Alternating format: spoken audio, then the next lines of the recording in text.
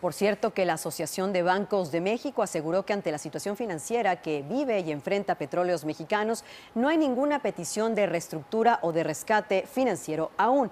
Para hablar de este y otros temas, saludo en esta mesa de Entremercados a alguien experto en la materia. Me refiero a Luis Miguel Labardini, experto en este sector energético. Luis Miguel, buenas tardes. Gaby, buenas tardes. Mucho gusto de estar aquí contigo. En estos 2 meses que se anuncian hoy de esta estrategia contra el huachicol, se habla ya de ahorros significativos. Luis Miguel, ¿qué tanto realmente podría tener esto un impacto en las finanzas públicas? Como escuchábamos, los decía el presidente Obrador. El potencial del impacto es muy grande. Estamos hablando de que el cálculo que hizo el mismo presidente López Obrador es de un robo equivalente a 3,000 millones de dólares al año.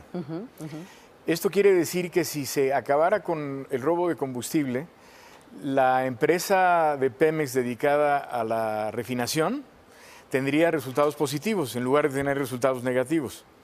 Yo creo que la voluntad política de enfrentar el problema del huachicol sí es muy importante y estamos viendo resultados de esa voluntad, pero hay 3 elementos que considero que son muy relevantes y que son elementos estructurales de largo plazo, sin los cuales no podría solucionarse en definitiva el problema del huachicol. El primero es la capacidad de almacenamiento en México. En México no tenemos almacenamiento de combustible.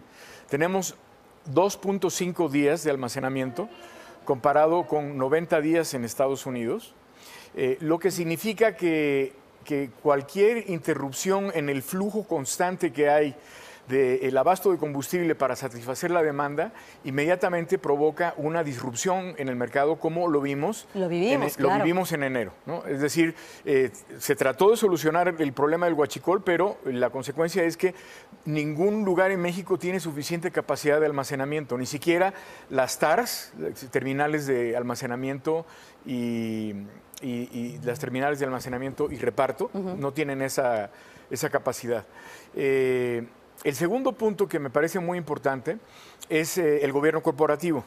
El problema con la gasolina es que cuando alguien roba gasolina tiene una percepción de que el combustible es de Petróleos Mexicanos y como Petróleos Mexicanos es de todos, pues entonces realmente... Bueno, discurso del propio presidente, ¿no? Así es. Entonces, cuando alguien roba gasolina, no siente que está robando algo equivalente a un vehículo o a una casa o un televisor, tiene una percepción diferente. Es decir, bueno, ya va a ser un delito del nuevo catálogo que no necesitan, que ameritan pues prisión preventiva. Pero ¿sabes qué? Es muy importante que la percepción de los mexicanos sea de que Pemex es una empresa productiva del Estado.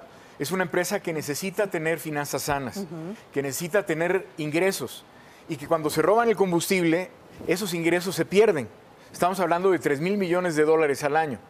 Y mientras no cambie esa percepción de que Pemex es una empresa productiva, es una entidad económica que tiene sus propias finanzas y que no tiene viabilidad económica en el largo plazo si le seguimos robando el combustible. Ese es el segundo aspecto que me parece importante destacar. Y el tercer punto que me parece muy importante es el Estado de Derecho.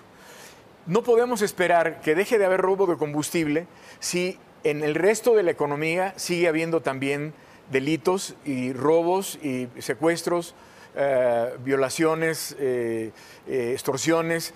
Es decir, mientras mejor Estado de Derecho tengamos y mientras más se refuerce el Estado de Derecho en México, mejor y más exitoso va a ser el combate al huachicol. Y aquí hay un punto, porque estamos hablando que el huachicol es un problema de seguridad nacional, estipulado así ya por algunos expertos, pero que tiene relación con el crimen organizado. Así es. Yo creo que es un punto importante también. Es muy importante. El huachicol, desde hace ya algunos años, de ser una actividad en la que participaban, digamos... Sí, familias como las que nombró el presidente. ¿No? Familias o incluso también delincuentes especializados que probablemente tenían que ver con ex trabajadores, en algunos casos ex trabajadores de Pemex, porque para poder hacer este robo de una manera segura se tiene que perforar una válvula. y se tiene que hacer con una tecnología bastante... O sea, hay que saberle, pues. Hay que saberle, es bastante especializado, ¿no? Lo que pasa es que ahora, en manos del crimen organizado, son los mismos trabajadores de Pemex los que están amenazados de muerte, ellos y sus familias, en caso de que quieran denunciar el robo de combustible. Entonces, por eso me refería yo a reforzar el Estado de Derecho, porque en este momento los trabajadores de Pemex que son responsables de la seguridad de las instalaciones no están protegidos frente al crimen organizado. Totalmente. Yo creo que vamos a esperar a ver cómo avanza este asunto, pero ya lo has dicho y creo que con eso nos quedamos, Luis Miguel, que es muy importante.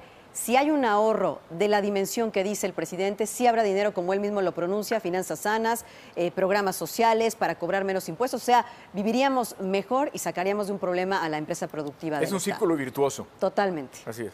Gracias. Estamos al habla, pues, a la conversación para seguir analizando cómo va este tema del huachicoleo.